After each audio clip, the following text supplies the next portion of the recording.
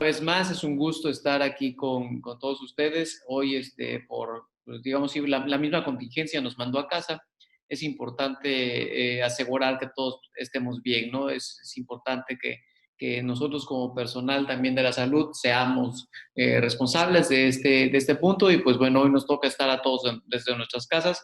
Es un gusto tenerlos aquí una vez más después de tanto tiempo.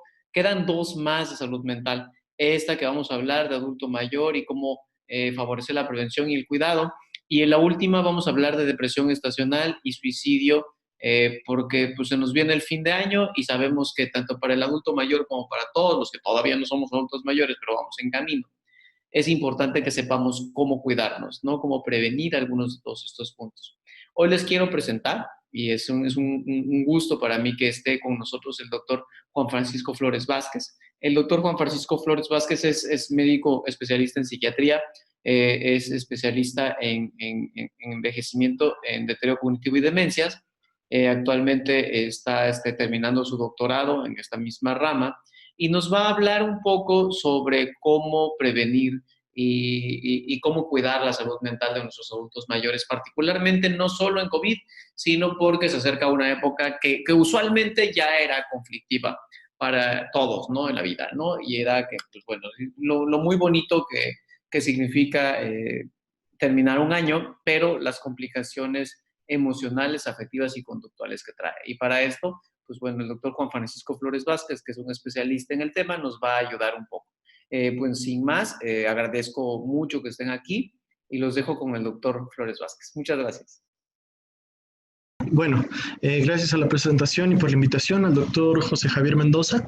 En efecto, yo pues me dedico a ver cuestiones de salud mental en adultos mayores y el día de hoy vamos a hablar un poco sobre algunas estrategias. Bueno, primero vamos a entender un poquito cuáles son los riesgos y cuáles son las consecuencias de todo este estrés que le puede provocar pues, la epidemia en la que estamos y las medidas que estamos tomando también para cuidarnos, qué impacto tienen en nuestros adultos mayores y bueno, cómo podemos hacerle frente, cuáles son las recomendaciones actuales para hacerle frente y cuidar no solamente de la salud física, sino también de la salud mental de nuestros adultos mayores. Primero me gustaría hablar un poquito sobre el envejecimiento y para eso me gusta hablar sobre los ahuehuetes, que son estos árboles. Me parece muy interesante porque los ahuehuetes son los árboles nacionales de México. Fueron seleccionados como árboles nacionales de México durante la celebración del centenario de nuestra independencia. Y estos árboles pues tienen la característica que pueden vivir muchos cientos de años. El tronco puede alcanzar hasta 14 metros de diámetro y pueden llegar a medir hasta 40 metros de altura. Y precisamente eso es una de las cosas interesantes del ahuehuete, que su mismo nombre implica vejez. Viene de las raíces atl, que es el agua, y huehuetl, que es viejo, es decir, es el viejo del agua. Y hay algunos ahuehuetes muy famosos en México, como el de la Noche Triste, que es en el que lloró Hernán Cortés durante la conquista, el Centinela, que está en el bosque de Chapultepec, y fue plantado por el rey poeta Netzahualcóyotl, y el de Chalma, que está ubicado muy centro de uno de los santuarios más visitados del país. Y aquí también el árbol del Tule, que también es un ahuehuete, que está en Oaxaca. Y por lo que me gusta hablar precisamente del ahuehuete es que él nos da un ejemplo de cómo la vejez es un estado de resistencia y es un estado de adaptación. No podemos pensar cuando hablamos de vejez como únicamente un estado deficitario, como algo en el que la persona ha perdido cosas y la persona ya no puede hacer cosas. Realmente, bueno, dicen que la vejez es únicamente para los valientes y yo estoy de acuerdo con esto, ya que pues quien llega viejo ha tenido que hacer frente a muchas cosas y pues sigue siendo una situación de vida, sigue siendo una situación de aprendizaje y de adaptación. Entonces, por eso me parece que estos árboles son un buen ejemplo. Sin embargo, el envejecimiento sí es un proceso de mayor vulnerabilidad a algunas situaciones. El adulto mayor pues ya ha vivido algunas pérdidas, ha tenido pérdidas acumuladas y el mismo envejecimiento cerebral puede llevar a que la persona adulta mayor tenga, por ejemplo, menos velocidad de procesamiento de la información. Eso, por ejemplo, puede hacer que a la persona le cueste más trabajo entender algunas situaciones que pasan a su alrededor. Los adultos mayores también desde un punto de vista cognitivo empiezan a tener mayor dificultad en distinguir cuál es la información más relevante de cuál es la más irrelevante. Bueno, es común que, por ejemplo, un adulto mayor no pueda distinguir de una noticia que sea de una buena fuente, de una fuente confiable, a una noticia que sea, por ejemplo, un mensaje de WhatsApp, una cadena de WhatsApp. Entonces, puede tomar esta información como algo totalmente verídico, lo cual les puede provocar, pues, mucha angustia, mucha ansiedad.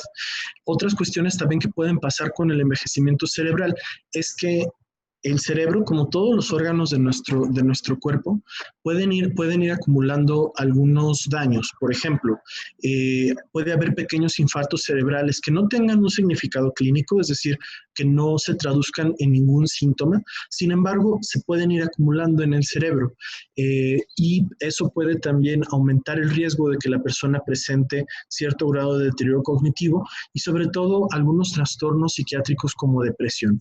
Entonces, sí hay algunos riesgos asociados, igual que con el COVID, con la COVID que tiene esta cuestión que justo afecta más a los adultos mayores, hay un mayor riesgo de los adultos mayores por variables cardiovasculares, respiratorias, inflamatorias, etcétera. También las enfermedades mentales pueden tener mayor impacto en los adultos mayores por este mismo estado de vulnerabilidad. Entonces, no solamente tenemos que cuidar a nuestros adultos mayores de la COVID y de sus consecuencias, también de algunos riesgos asociados a su salud mental. En ese sentido, se ha establecido que la depresión tiene una prevalencia de 5 a 10% en mayores de 65 años de edad. Es decir, pues es bastante frecuente. Y aún más frecuente parecen ser los síntomas depresivos que no llevan al criterio de depresión. Es decir, nosotros para hacer el diagnóstico de depresión decimos, bueno, la persona tiene X número de síntomas, estos síntomas los ha tenido por X tiempo, provocan una disfunción en la vida diaria, etcétera. Eso quizá no sea lo más frecuente en adultos mayores. Lo más frecuente en adultos mayores suelen ser algunos síntomas depresivos que quizá no cumplen en número o en tiempo el diagnóstico de depresión mayor, pero que aún así empeoran su calidad de vida y algo muy importante es que aumentan la morbilidad y la mortalidad. Con esto a lo que me refiero es que cuando un adulto mayor presenta depresión o síntomas depresivos subsindromáticos, va a ser más difícil que se controlen, por ejemplo, sus padecimientos degenerativos si tienen diabetes, hipertensión, trastornos de dolor. La depresión y otros trastornos psiquiátricos van a tender a empeorar esto, van a disminuir la calidad y el tiempo de vida, entonces son sumamente relevantes. Todavía no hay como estudios suficientes que, por ejemplo, puedan entender cuál es la asociación entre la depresión y el empeoramiento del riesgo de mortalidad por COVID, pero no sería sorprendente, ya que la COVID y la depresión comparten algunos factores de riesgo. Entonces, probablemente también el cuidar a nuestros adultos mayores de que presenten depresión podría dar cierto grado de resistencia ante una posible infección de COVID. Eso no lo sabemos, o sea, es una especulación que yo hago, pues tampoco puedo decirlo de manera tan tajante, pero creo que sí son de las cosas que podemos mantener al pendiente. Más allá de la depresión, también uno de los problemas que aquejan frecuentemente a los adultos mayores es la demencia. Cuando hablamos de demencia nos referimos a una pérdida o una disminución en las funciones mentales como memoria, lenguaje, atención, etc. Y esta disminución en las funciones mentales se va a traducir en una pérdida de la independencia, es decir, la persona porque está olvidando cosas o porque tiene un problema para poder organizar sus ideas, organizar sus actividades, la persona se vuelve dependiente. Y esto se debe a alguna lesión cerebral. por ejemplo, a enfermedad de Alzheimer, a problemas vasculares y algunas otras. Entonces, en ese sentido, la demencia en el mundo se calcula que afecta a 46.8 millones de personas. Estas son cifras, estimaciones del 2015. Sin embargo, en el mundo se establece que esta cifra casi se va a duplicar cada 15 años.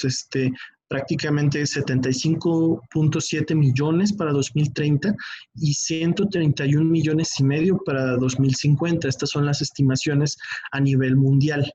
Y en México específicamente los últimos estudios epidemiológicos con los que contamos establecen que actualmente viven más de 1 millón de personas de demencia aquí en nuestro país. Entonces, es un problema frecuente, es un problema subdiagnosticado y gran parte de esto es que se suele entender como una consecuencia normal del envejecimiento, es decir, que cualquier adulto mayor va a tener dependencia o va a tener un problema severo de memoria o de alguna otra función mental.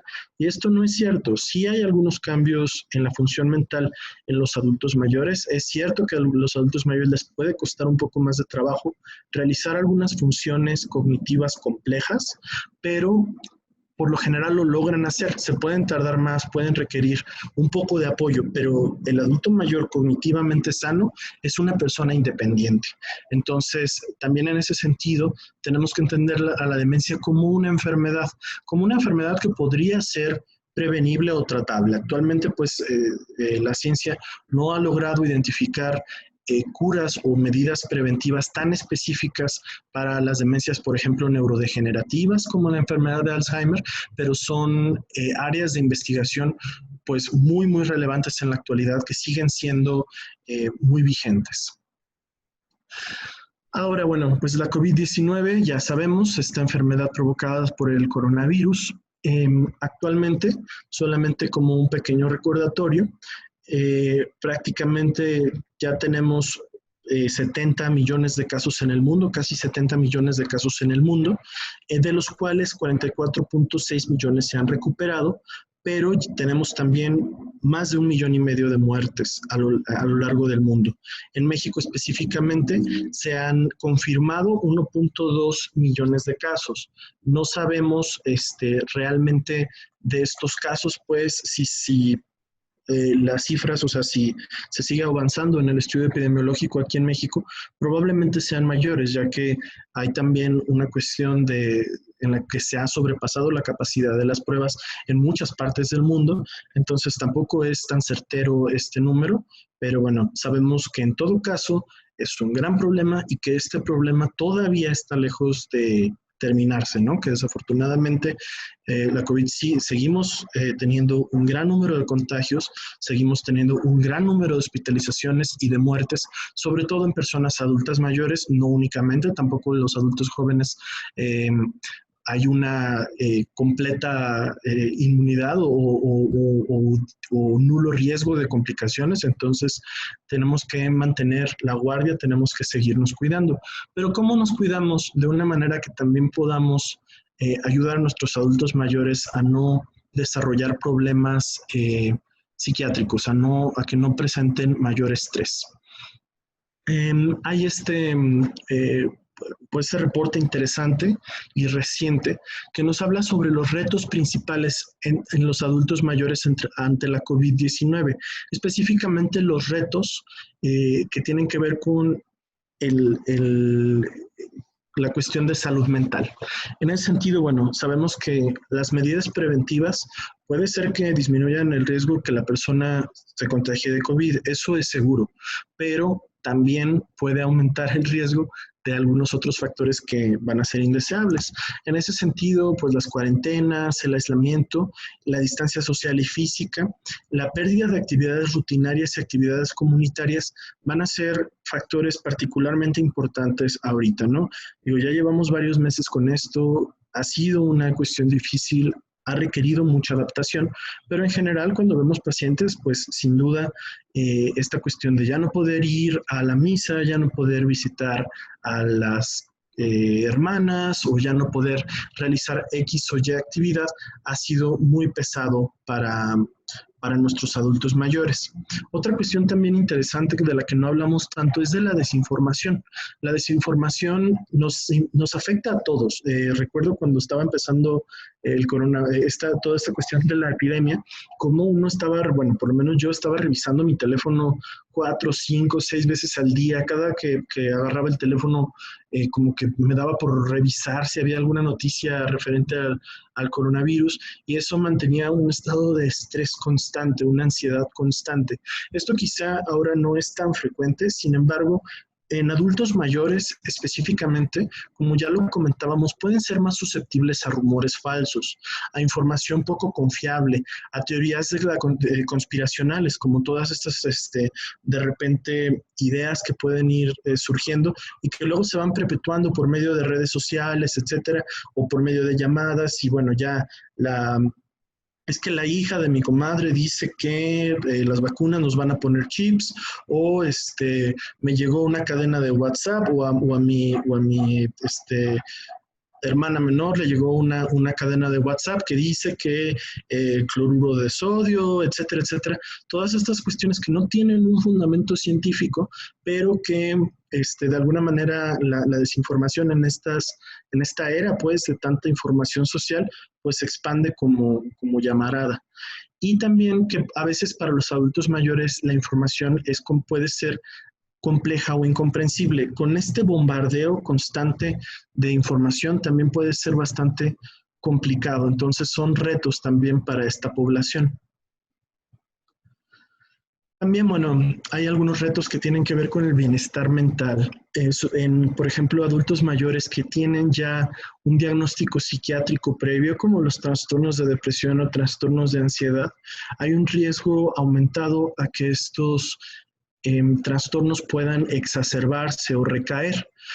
También existe, más allá de la cuestión de los diagnósticos psiquiátricos, también esta sensación de estrés o esta ansiedad adaptativa. Por ejemplo, bueno, ¿qué vamos a hacer en estas fiestas, no?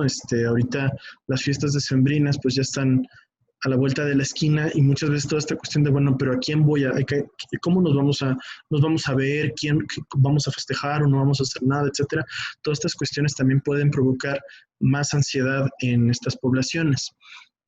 Los duelos, desafortunadamente, también son muchas las muertes que han ocurrido por coronavirus, y van acumulándose todos estos duelos, ¿no? Todas las personas que conocen que han fallecido, y el mismo temor a también poder fallecer. Las pérdidas económicas también. Hay estudios previos a esta epidemia de coronavirus de cómo las situaciones adversas sociales, por ejemplo, la violencia social dentro de las comunidades o la disminución del poder adquisitivo en las familias, sobre todo impactan la salud mental de los adultos mayores. A veces los adultos mayores son capaces como de hacer un poquito frente, ¿no? Me quedé sin trabajo, pero viene esto, viene el otro, y muy frecuentemente, por ejemplo, me llegan pacientes que uno de los desencadenantes que tienen de la depresión es que mi hijo se quedó sin trabajo. Y dice uno, bueno, pero señor, su hijo pues es una persona que puede encontrar, etcétera, y ya está buscando. A veces ni siquiera el hijo está tan preocupado o tan afectado. Y en el adulto mayor esto puede ser un impacto muy importante. ¿Por qué? Porque también el adulto mayor puede sentir que tiene menor campo de acción en ese sentido. Entonces también estas pérdidas económicas a las que han sobrevenido a partir de la COVID-19 también pueden impactar en la salud mental de nuestros adultos mayores. Desafortunadamente también la violencia ha sido una situación que se ha destapado, es una situación que ya sabemos que existe, ¿no? Sabemos que la discriminación y la violencia a los adultos mayores, y también con una cuestión de género también que puede haber aún más, como toda esta cuestión de violencia en la cual la discriminación existe hacia el adulto mayor y además existe también hacia la mujer. Entonces muchas veces van siendo como riesgos acumulados de cierta manera, y ahora con la cuestión del aislamiento social, con la cuestión del el encierro también que pueden estar viviendo nuestros adultos mayores, también pueden estar en una situación de mayor vulnerabilidad a la violencia. Hablaré un poquito sobre distanciamiento social, ya que el distanciamiento social, bueno, se ha propuesto como una medida preventiva importante ante la propagación mundial del COVID-19. Sabemos que en cuanto deja de haber distanciamiento social, se empiezan a disparar los casos, ¿no? En México y en diferentes partes del mundo se ha visto.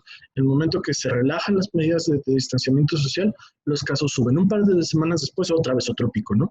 En el momento que otra vez empiezan las medidas de distancia social, empiezan a cerrarse cosas y a disminuir esta cuestión de la movilidad dentro de las ciudades, etcétera, otra vez como que se aplana un poquito esta curva. Esto es algo pues que en todo el mundo se ha estado viendo. Entonces, bueno, pues en efecto tiene evidencia de que funciona. Sin embargo, distancia social no es exactamente lo mismo que aislamiento social. Aislamiento social es una situación que ya se venía estudiando desde muchos años antes de la epidemia de coronavirus y ya se entendía como un problema serio de salud pública, que aumenta el riesgo de problemas cardiovasculares, cognitivos y de salud mental. Es decir, ya teníamos un problema con el aislamiento de los adultos mayores, pues ya había mucha información de que muchas veces los adultos mayores pues, no reciben visitas, no tienen tampoco un medio adecuado para estar saliendo de sus hogares, etcétera. Entonces, esto ya tenía un impacto en la salud física y mental de los adultos mayores desde antes del COVID. Y pues ahora con la pandemia del coronavirus, pues este aislamiento social está afectando de manera desproporcionada a los sujetos mayores cuyos únicos contactos sociales están fuera de casa, como centros de día, centros de comunitarios o centros de cultos como iglesias. Por ejemplo, toda esta cuestión de los centros eclesiásticos, más allá de la cuestión de la creencia o de quién cree en qué, sabemos que la cuestión comunitaria, el hecho de sentirse parte de la comunidad, el hecho de salir a su casa, de su casa a realizar como alguna ceremonia de culto, etcétera, o incluso ir a misas cuando alguien fallece, etcétera, es parte importante de lo que representa salud mental para los adultos mayores. Y todo esto se ha fragmentado actualmente.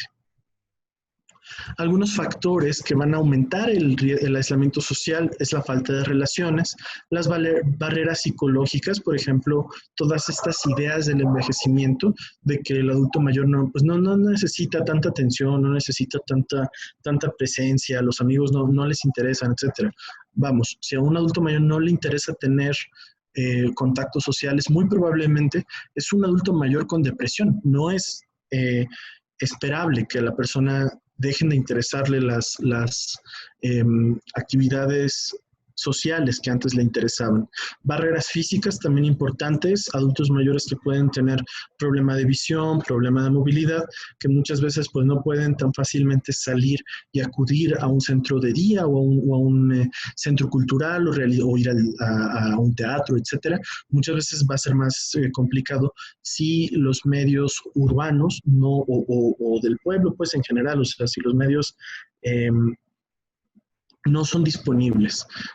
También puede haber bajo intercambio de recursos. Con esto hablamos, pues, por ejemplo, de qué tanto el conocimiento de los adultos mayores es tomado en serio, qué tanto la experiencia del adulto mayor es tomada en serio, y si un ambiente puede ser prohibitivo, por ejemplo, ambientes intolerantes hacia el envejecimiento. Hay también algunos autores que escriben de manera interesante cómo las personas jóvenes pueden tener miedo al envejecimiento y un rechazo hacia el envejecimiento, y eso se puede traducir en una discriminación o una intolerancia al adulto mayor.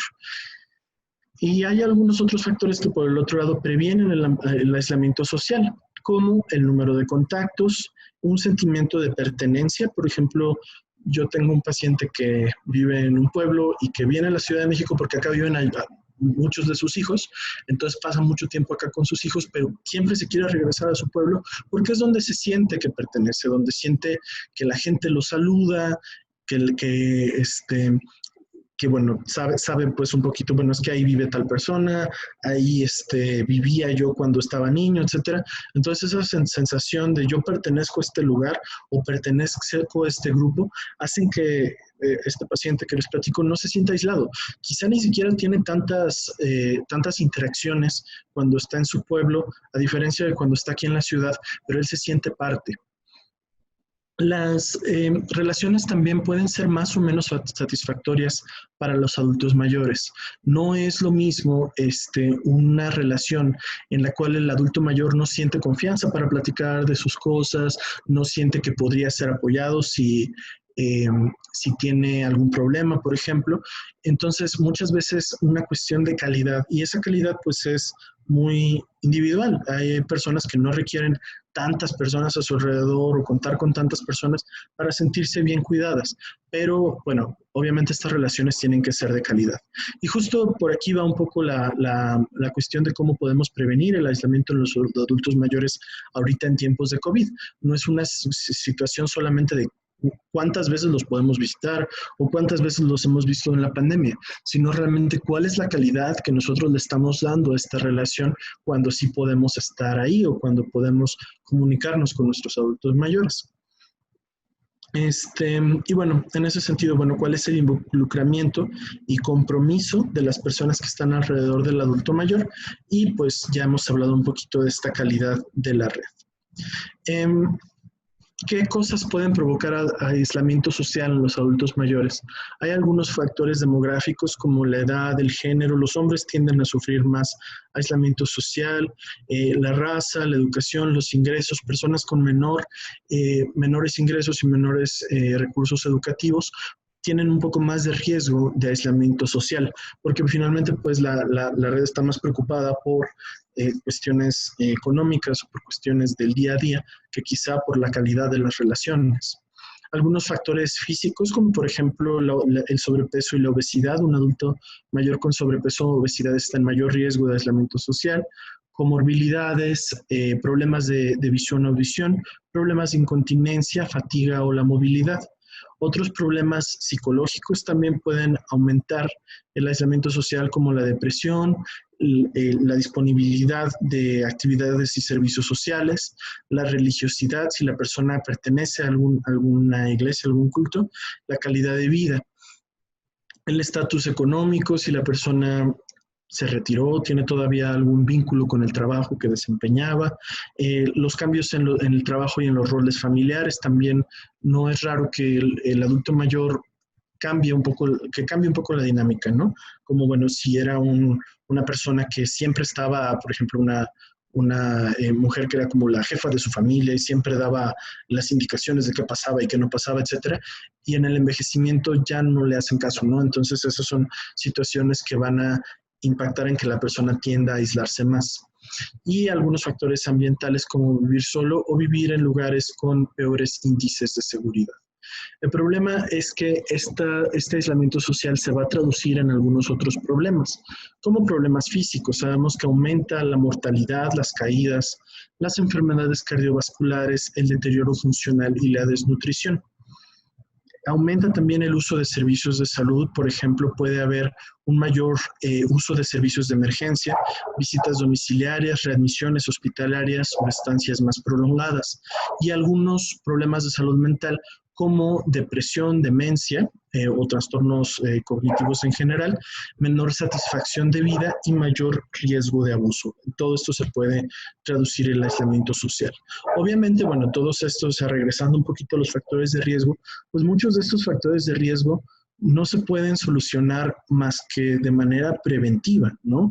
O sea, las cuestiones, por ejemplo, de los roles o de si la persona tiene depresión o si la persona tiene obesidad, pues tampoco podemos solucionar pues, si ya está el aislamiento social o lo complica considerablemente. Pero entonces esto también nos habla de lo importante que es, independientemente de la pandemia que nos agarró, al mundo entero lo agarró desprevenido y el mundo entero no estaba listo para algo como esto.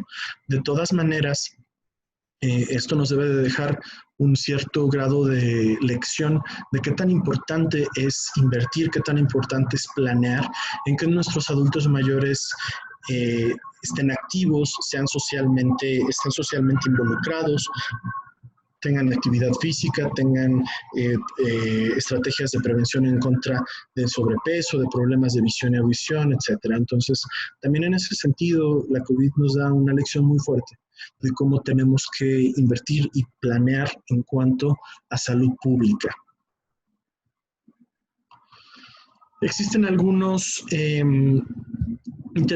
intervenciones que se han estudiado en contra del aislamiento social y hay algunos factores comunes de estas intervenciones. Por ejemplo, hay algunas cuestiones interesantes, por ejemplo, estudios que por ejemplo, había uno en una casa de descanso, creo que era en Taiwán, donde pusieron sesiones de videoconferencia para los adultos mayores, pero había una persona, un técnico que les ayudaba a los adultos mayores a conectarse, que les explicaba, y entonces no era una intervención muy cara, ya que era una persona que iba unas horas y no todos los días a este centro comunitario para ayudarles a los adultos mayores a contactarse con sus seres queridos, ¿no? Con sus hijos, etcétera. Y se dieron cuenta que los adultos mayores se beneficiaban considerablemente, un poco menos de lo que era cuando recibían visitas, o sea, como que en este estudio se comparó con las visitas, pero sí disminuía mucho depresión, las personas se alimentaban mejor, también eso era algo interesante, y tenían mayor disposición a involucrarse en actividades del mismo centro en el que vivían, de la misma casa en la que vivían. Entonces, eso es un ejemplo de una intervención, ¿no? Que podría quizás ser también interesante y bueno, también tengo algunos pacientes que se han beneficiado de que los cuidadores, las personas que laboran en el centro, pues sí, en la casa de descanso, los pongan en videoconferencia con sus familiares, etcétera, les ayuda. No a todos, pero es una posibilidad.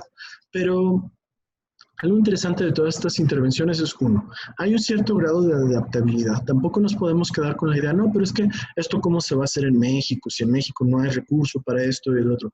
Hay que adaptar. Siempre podemos preguntarnos cómo podemos mejorar la calidad de vida de un adulto mayor.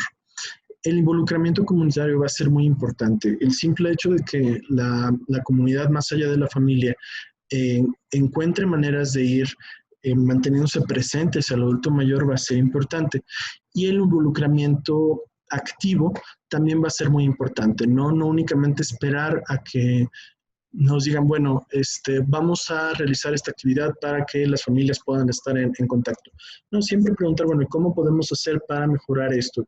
Escribimos cartas, les leen ustedes cartas que nosotros escribamos, etcétera, o también en adultos mayores que están viviendo solos, por ejemplo, bueno, entonces, ¿cómo podemos mejorar ese involucramiento para que la persona adulta mayor esté menos aislada? El mensaje un poco en general, pues, cuando hablamos de envejecimiento y aislamiento social, es que el aislamiento social no es lo mismo que la sana distancia. La sana distancia, pues, es una medida necesaria para salvar vidas, para disminuir riesgo de contagios en las personas, pero eso no tiene que ser lo mismo que el aislamiento. Las relaciones de calidad, las comunicaciones frecuentes, etcétera, pueden mejorar el pronóstico de nuestros adultos mayores a pesar de que estemos en una situación de aislamiento social. En ese sentido, hay algunas recomendaciones que se han hecho. Por ejemplo, mantener un contacto de manera frecuente y estructurada. No esperar, por ejemplo, si, bueno, yo tengo a mi abuela, no esperar a que se me ocurra o se me antoje llamarle, no, tener claro, yo le llamo los miércoles en la noche, ¿no? Y quizá mi tío que puede visitarla porque está suficientemente aislado, la visita los sábados toda la mañana, ¿no? Entonces, de alguna manera hay una periodicidad y no cansamos el recurso, ¿no? O sea, los recursos tienen que administrarse de una manera adecuada, porque si, por ejemplo, todo cae sobre un solo miembro de la familia, probablemente ese miembro de la familia, después de algunos meses, ya no va a poder seguir visitando, ya no va a poder seguir manteniendo el contacto lo suficientemente frecuente. Pero entonces hay que ampliar en las redes de familia y tratar de estructurar cómo son estas comunicaciones con nuestros adultos mayores. Dentro de lo posible, pues el uso de tecnologías. Obviamente, pues hay que buscar la manera la más sencilla, etcétera, pero pues, por ejemplo, los teléfonos, si hay alguien viviendo con adulto mayor que le pueda poner, por ejemplo, notas de audio para que escuche los mensajes del resto de la familia, puede ser algo que también reemplace un poco las visitas, ¿no? Y no hay que hacerlo menos, ¿no? Estas interacciones son quizá lo único que le va a cambiar a nuestro adulto mayor el día y no es poca cosa. Ya había hablado un poquito de la diversificación de redes de apoyos. Es importante también seleccionar qué información le vamos a dar a nuestros adultos mayores. Si estamos muy frecuentemente diciendo, no, es que muchas muertes, muchos contagios, muy complicado, etcétera, etcétera, obviamente la información tiene que ser confiable y tiene que ser un tanto, o sea, como constante en el sentido de no podemos bajar la guardia porque la situación está así, ¿no? No vamos a mantener como que esa sea la única información y pues desafortunadamente muchas veces los medios, pues uno prende la tele y de todo lo que están hablando es de coronavirus y eso termina también provocando un malestar en la persona. Hay que dosificar eso, ¿no? Sí vemos noticias, pero nada más las de la noche, ¿no? El resto del día tenemos que ver otras cosas, otras actividades, otros contenidos que no estén abonando a esta cuestión de angustia que puede estarse generando. También, bueno, hay que tratar de hacer uso de atención psiquiátrica o psicológica. Por medio de aquí del INSABI se han intentado diferentes estrategias, por ejemplo, telefónicas para atención de problemas de salud mental en población general. Vamos, hay diferentes recursos también y si hay una cuestión de depresión o hay alguna cuestión de deterioro cognitivo, bueno, son situaciones que hay que tratar de atender y no hay que temer buscar ayuda especializada. La escucha también debe de ser activa y frecuente. A veces simplemente es cuestión de escuchar al adulto mayor, ¿no? De escuchar cómo se ha sentido, cómo ha sido su día. No podemos quizás solucionar todas las situaciones. Bueno, me siento solo, me siento lejos, etcétera. Pero a veces el simple hecho de escucharlo y de empatizar con esa situación, de decir, no, sí está bastante complicado, etcétera, va a ser algo que le permita a la persona sentirse más integrada en la comunidad.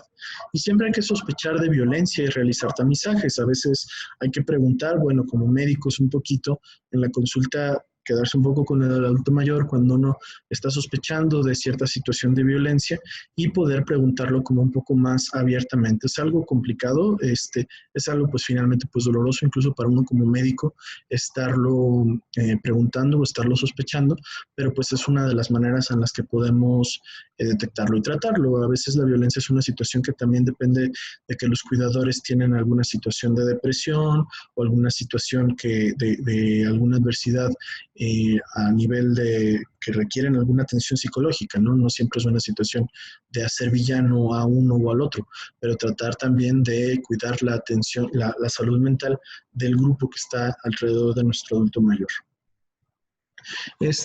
La Organización Panamericana de la Salud también ha propuesto algunas estrategias, algunas recomendaciones.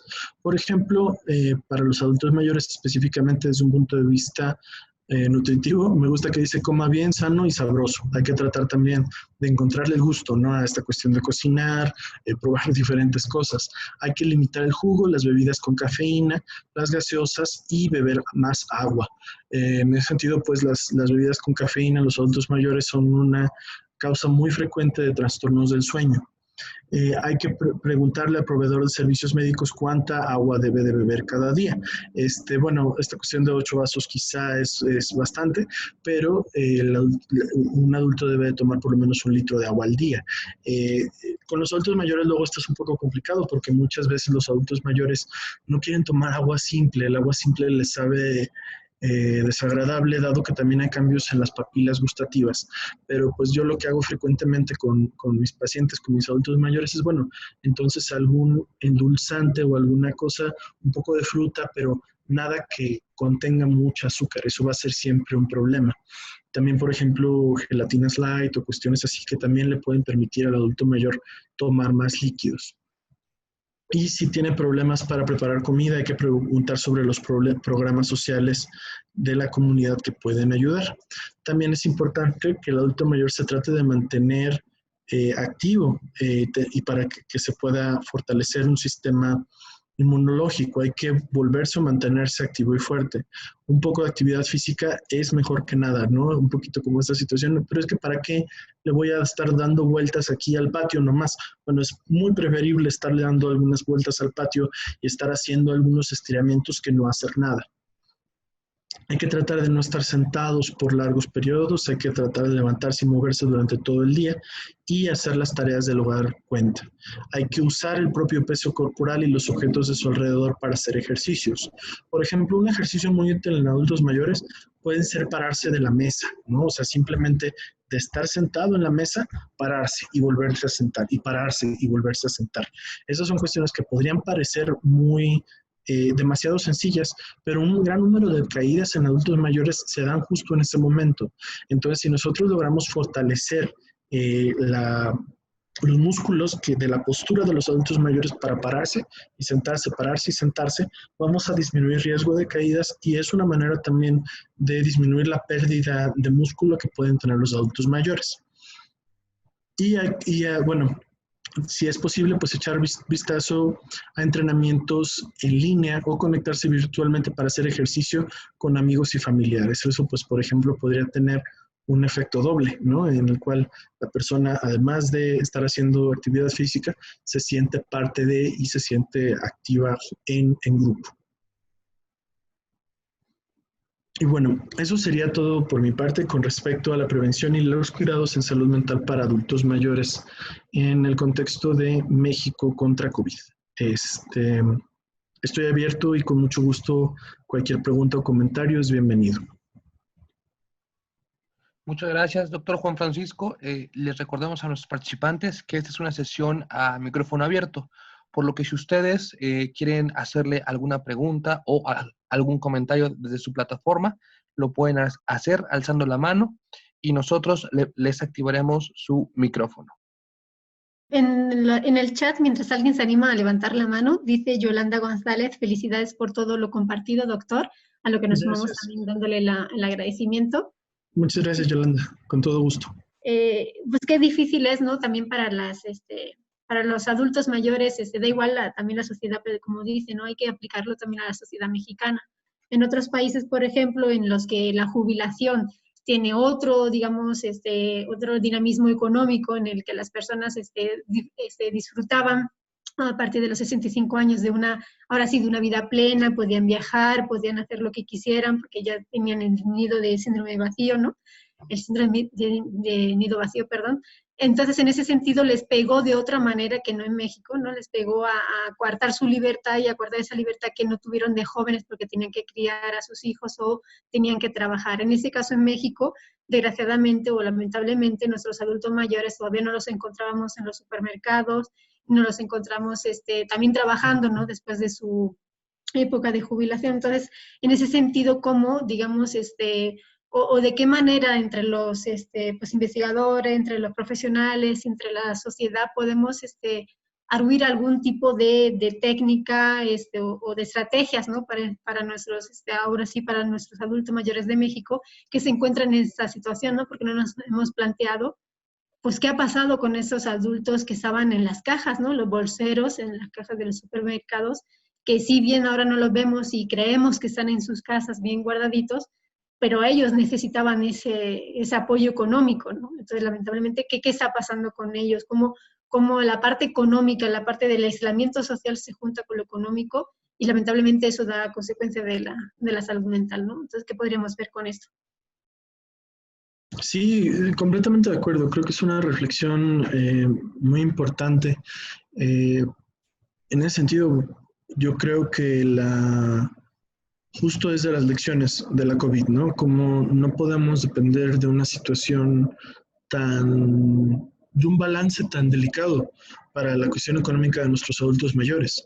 Algunos de los que podían estar en cajas o en Starbucks que abrieron donde nada más había adultos mayores, pues son situaciones que no solucionan un problema, que de alguna manera pues quizá pueden ser de beneficio para algunas personas, pero posiblemente incluso son los adultos mayores menos vulnerables, ya que son los que son capaces de salir, que tienen mayor independencia, etcétera.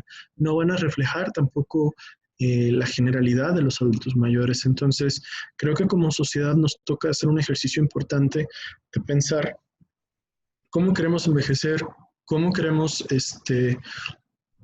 que las personas que a nuestro alrededor envejezcan y cómo queremos envejecer como sociedad, ¿no? Entonces, completamente de acuerdo, pues todos los países y pues específicamente México tendremos que empezar a pensar realmente si las jubilaciones cómo se están dando, los fondos de ahorro cómo se están dando, los programas sociales que tenemos actualmente, realmente pueden soportar el gran número de adultos mayores que va a haber en los próximos años. Y yo creo que la respuesta hasta ahorita es no. Yo creo que tenemos que trabajar mucho más en eso. Muchas gracias, doctor.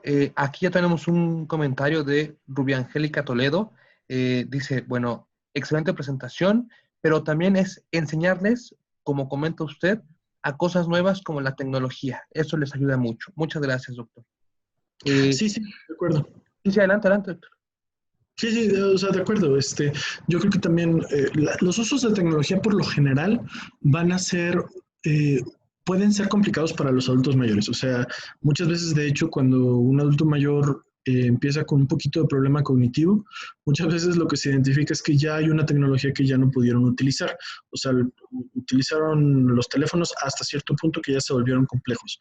Sin embargo, también una de las ramas interesantes de la tecnología es tratar de hacer aplicaciones o tratar de hacer herramientas que sean cada vez más fáciles para los adultos mayores, que sean más intuitivas para los adultos mayores. A veces es una cuestión también de dejar que el adulto mayor ensaye una y otra vez, por ejemplo, cómo contestar una llamada por WhatsApp, ¿no? O cómo contestar un mensaje de texto.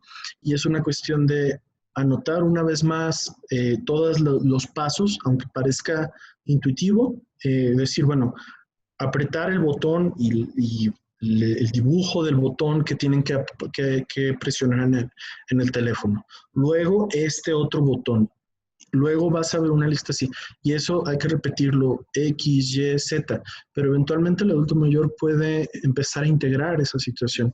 Entonces, bueno, eso es algo que yo creo que tenemos que seguir promoviendo en nuestros adultos mayores para que el uso de las tecnologías quede a disposición de ellos.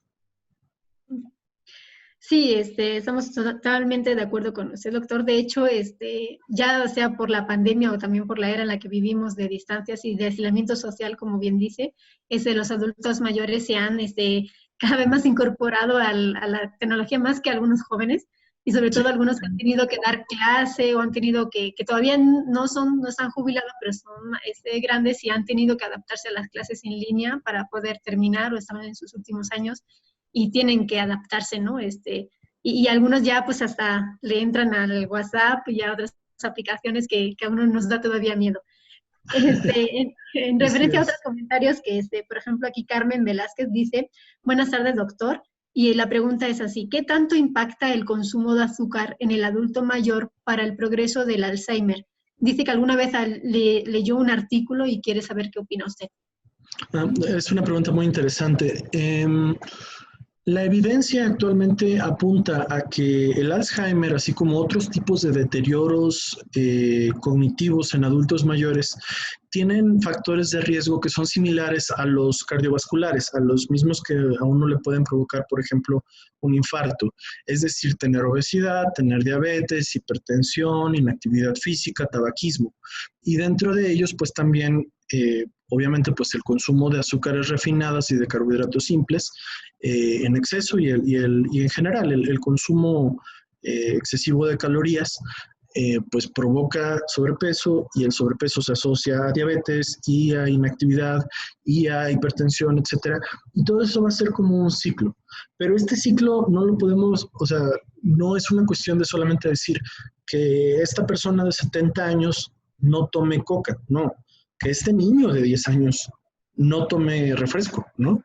Que este joven de 20 años tenga actividad física si tiene sobrepeso, que esta mujer de 30 años después de su embarazo tenga actividad física para perder los kilos que pueden quedarse después del embarazo, etc. Entonces, ahorita realmente la cuestión de la prevención del Alzheimer y de otras demencias es una perspectiva a lo largo de la vida. No, o sea, obviamente, pues siempre es buena idea que el adulto mayor tenga una dieta balanceada y tenga actividad física, etcétera. Pero desafortunadamente, si la persona ya está desarrollando enfermedad de Alzheimer, estas estrategias ya no van a tener un gran impacto. El impacto se da cuando a los 10 años no se tomó refresco, y cuando a los 15 años se realizaba actividad física, y cuando a los 40 y a los 50 años yo no fumaba, ni etcétera. Todo eso, esa como perspectiva de línea de vida, es la que realmente a los 70 años va a hacer que la persona tenga o no tenga enfermedad de Alzheimer. Entonces, es más una situación pues que también nos habla precisamente de cómo los primeros niveles de salud y esta cultura también de salud en nuestro país tiene que irse modificando para disminuir el impacto en el envejecimiento. Muchas gracias, doctor. Aquí también tenemos otra pregunta de la enfermera Yolanda Pontón. Ella nos comenta: buenas tardes, doctor. Muy buen tema.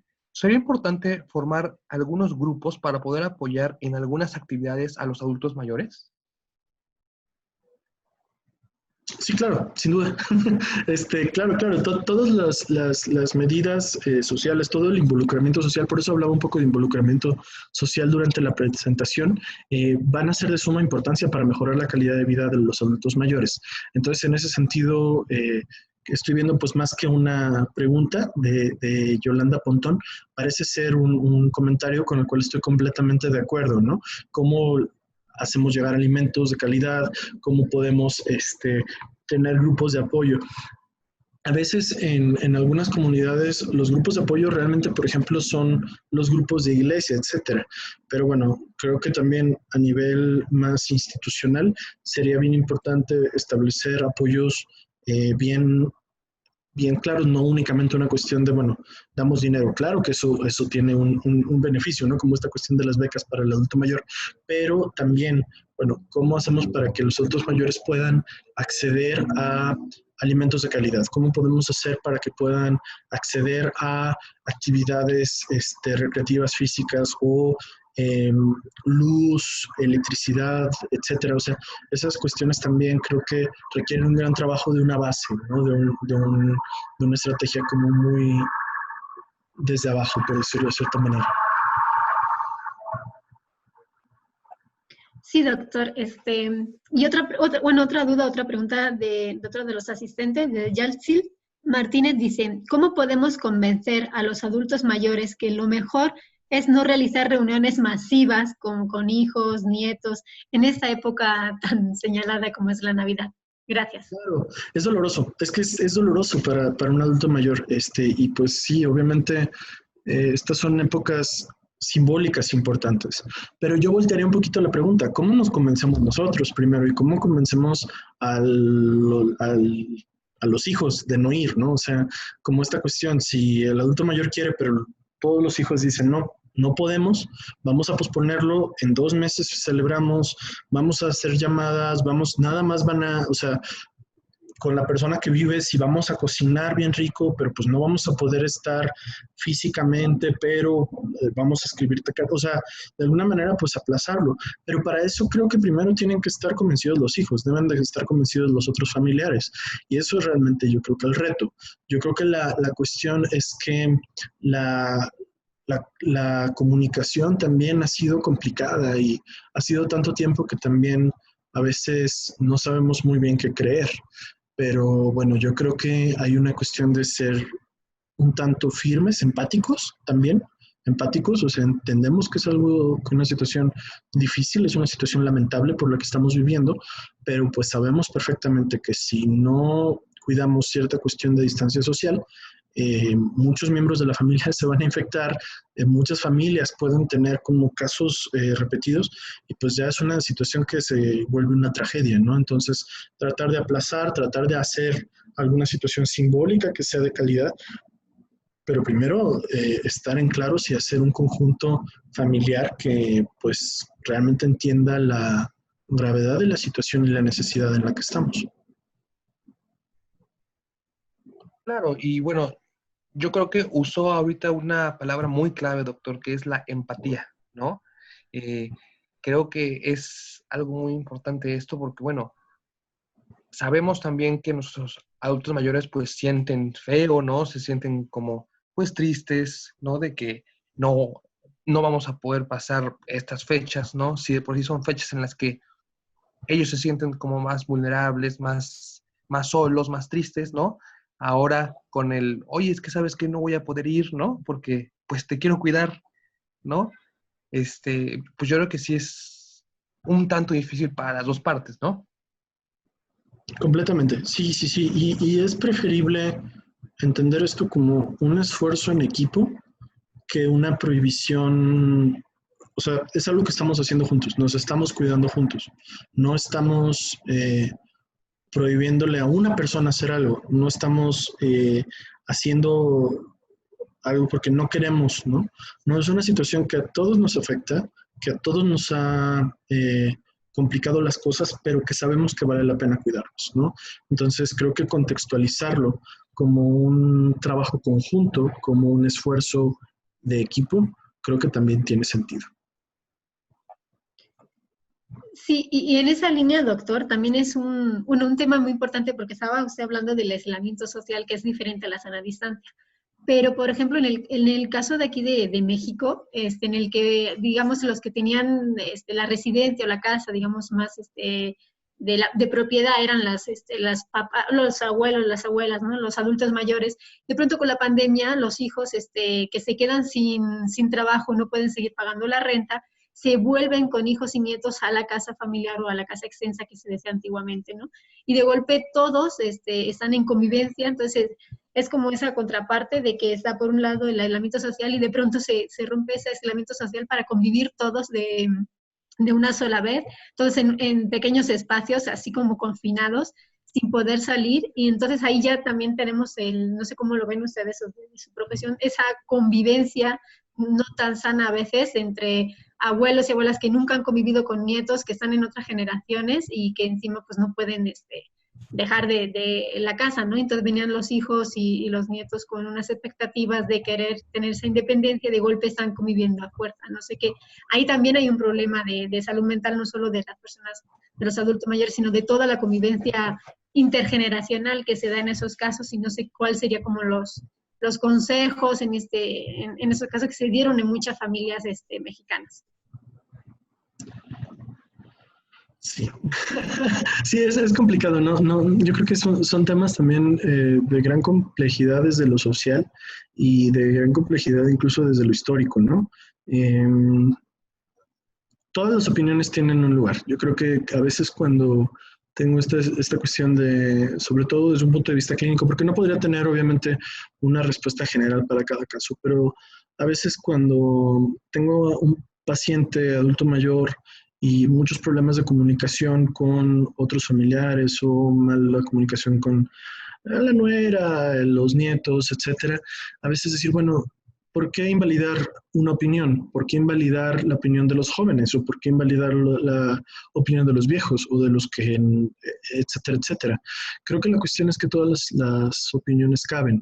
Obviamente cada persona tendrá cierto grado de autonomía y cierto grado de decisión sobre las cosas que se hacen, pero escuchar siempre soluciona muchos problemas. Creo que simplemente el tomarse un tiempo para escuchar lo que están diciendo otros va a solucionar muchos problemas y no simplemente responder como con una serie de es que ya sé lo que siempre dices, es que ya sé lo que me vas a decir.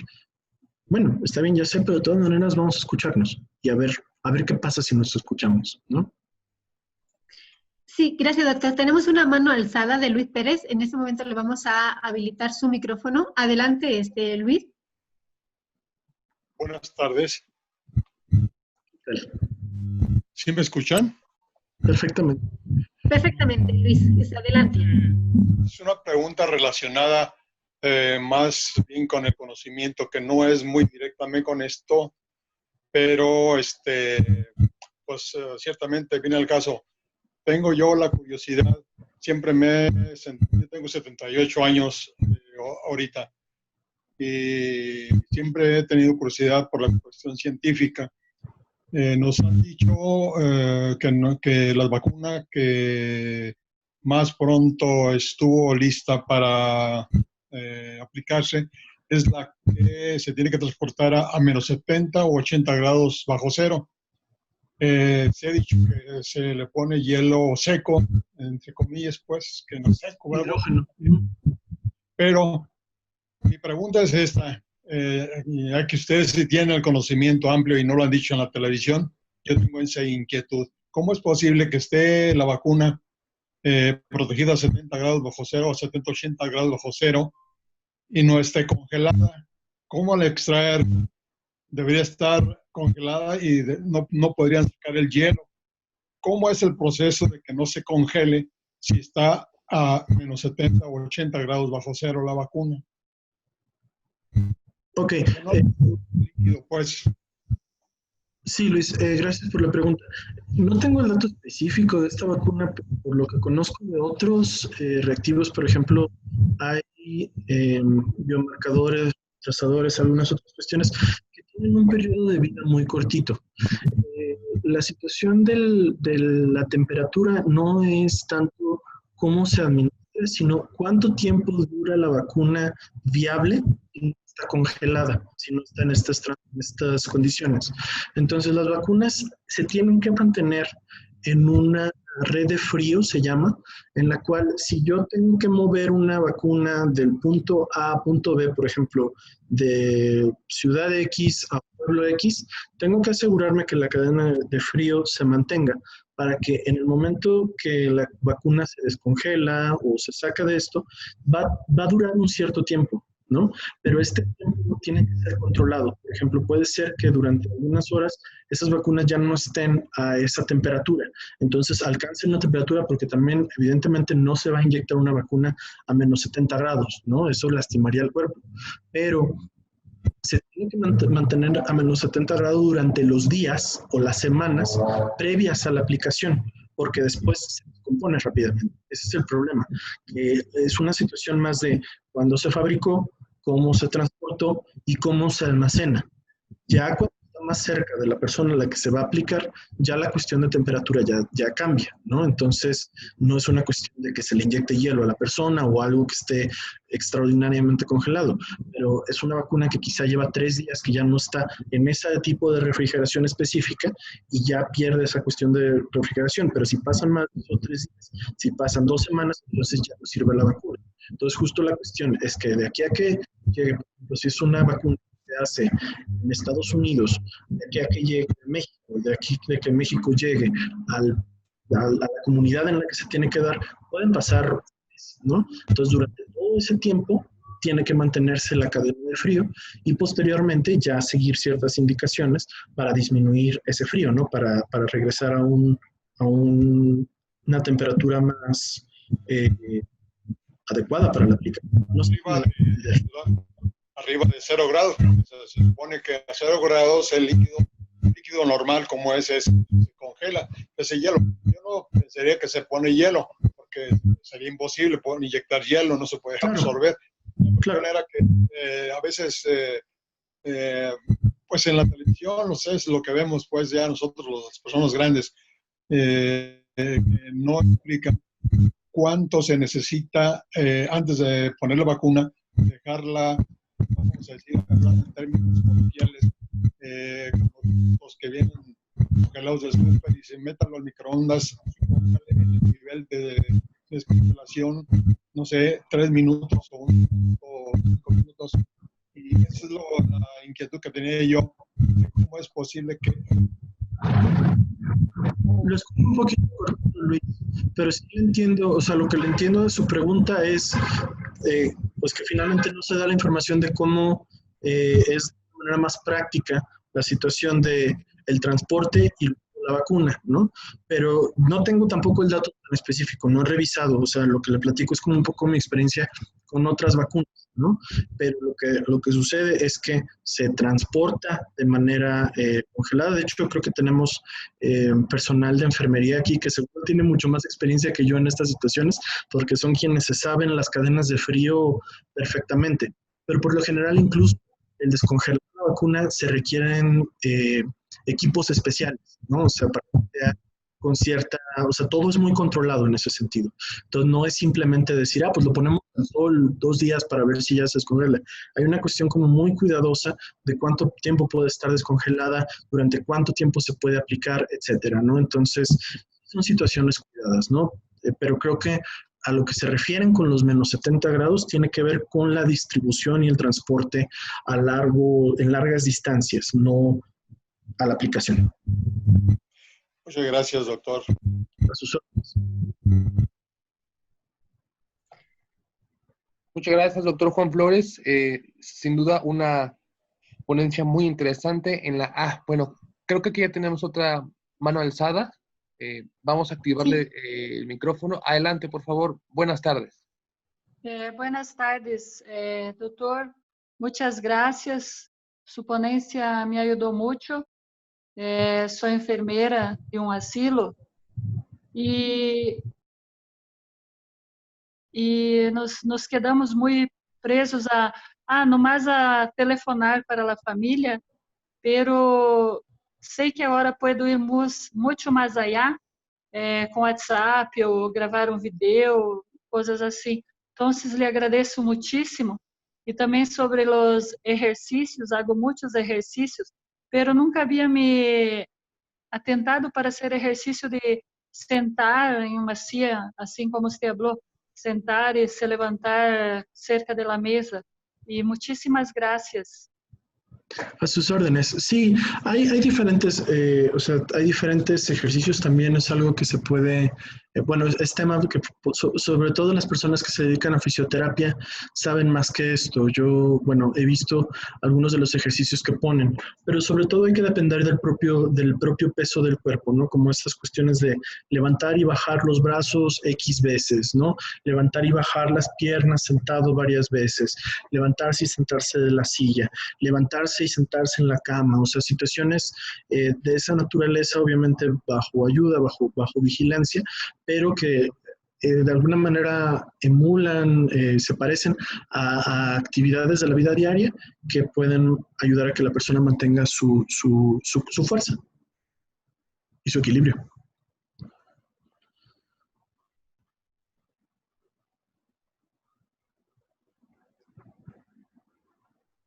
Sí, estábamos viendo a ver si quería hacer más intervención, creo que no. ¿Y es alguna mano a más levantar a alguien más que quiera comunicar algo o en el chat? Bueno, mientras estamos viendo que le están dando sus agradecimientos de felicidades, excelente ponencia y excelente disposición. Doctor Juan Francisco, en lo que alzan otra mano o ponen algún otro comentario, algo que se nos haya pasado preguntarle, doctor, algo que cree usted que es importante para concluir esta plática, doctor. Pues yo creo que han sido muy interesantes las reflexiones, ¿no? Y creo que mi reflexión, o sea, en lo que estaba pensando un poco mientras platicábamos posterior a la ponencia, es lo importante de no abordar el envejecimiento como con un estado de desesperanza, de saber que siempre podemos, con creatividad y con empatía y con tiempo, ofrecer mayor calidad de vida a nuestros adultos mayores, ¿no? Entonces, creo que no nos debe de ganar la cuestión de la dificultad en la que estamos, ¿no? O sea, sí estamos en una dificultad, quizá las cosas no puedan ser óptimas, pero siempre se puede hacer un poquito más. Siempre podemos lograr que la persona haga un poquito más de actividad física, un poquito más de actividad social, un poquito mejor uso de tecnología, un poquito mejor dieta, etcétera, ¿no? Entonces, poquito es mucho, eso es como un poquito mi reflexión, ¿no? Preferible hacer poquita actividad física que no hacer nada de actividad física. Preferible una llamada breve a ninguna llamada, ¿no? Entonces, todas esas cuestiones creo que no podemos pasarlas por alto, y menos ahora, no nos podemos dar ese lujo de pasar por alto esos poquitos para mejorar la calidad de vida de nuestros adultos mayores. Muchas gracias, doctor. Aquí tenemos otra mano alzada de Alma. Adelante, Alma, buenas tardes. Ya tiene activo su micrófono. Gracias, muy buenas noches. Doctor, muchísimas gracias por la ponencia, muy interesante. Yo nada más quería anexar En algún momento escuché la importancia de la música para las personas, pues eso, para los adultos mayores, especialmente cuando haya un tema de demencia o cuando está teniendo como problemas con la memoria, el ponerles música de pues prácticamente de su tiempo o algo así, como que va moviendo algún tipo de memorias a partir de la memoria, no sé si puede decirse biológica, ¿no?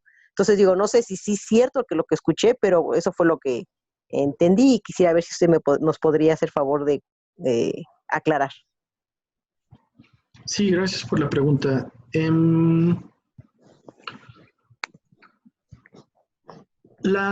O sea, hay toda una investigación científica, es toda una rama de investigación científica bien interesante que tiene que ver con las intervenciones, por ejemplo, de musicoterapia.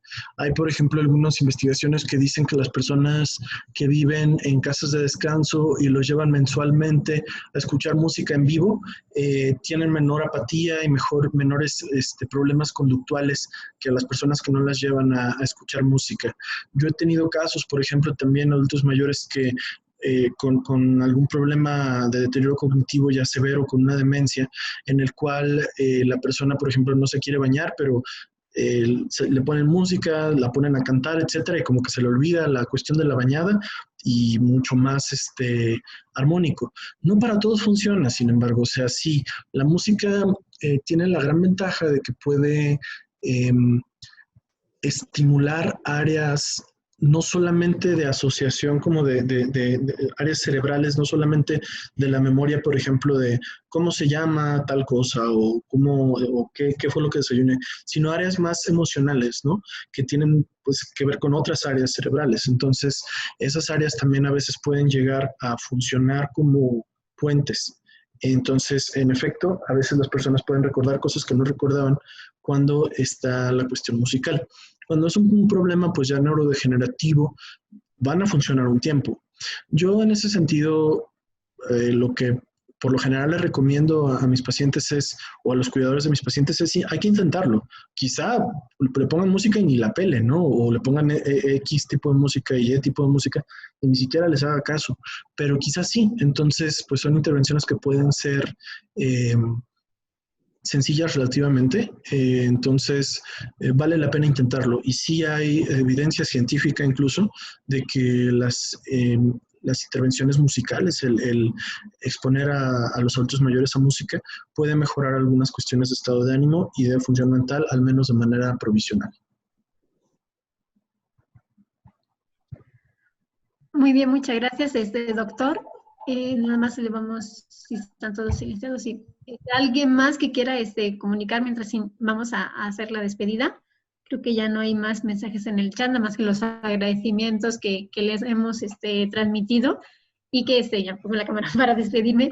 Le agradecemos muchísimo, doctor, también su participación. De hecho, es uno de los temas que en esa pandemia, en todo este entrenamiento que hemos tenido a lo largo de las semanas, son de los más también interesantes, ¿no? Porque no hay que olvidar todos los grupos poblacionales en los que estamos inmersos, en los que estamos involucrados en esa pandemia, y uno de los más vulnerables son los adultos mayores, ¿no? No hay que olvidarse también de ese grupo poblacional. Y sin más, creo que ya no había más intervenciones, solo que gracias por compartir sus experiencias, sus conocimientos, y a todo el resto de asistentes, y a usted si gusta también los esperamos la semana que viene, ya que sabes que continuamos martes próximo con otros temas de entrenamiento México contra el COVID. Y les agradecemos enormemente, doctor, muchísimas gracias por su asistencia, por su participación y por su tiempo dedicado a nosotros en este día. Muchas gracias por la invitación, todo un gusto. Igualmente, muchas doctor. Gracias, doctor. Buenas Hasta noches. luego, que pasen todos buena tarde. Tengan todos una buena tarde y disfruten del fin de semana con la sana distancia. Por favor.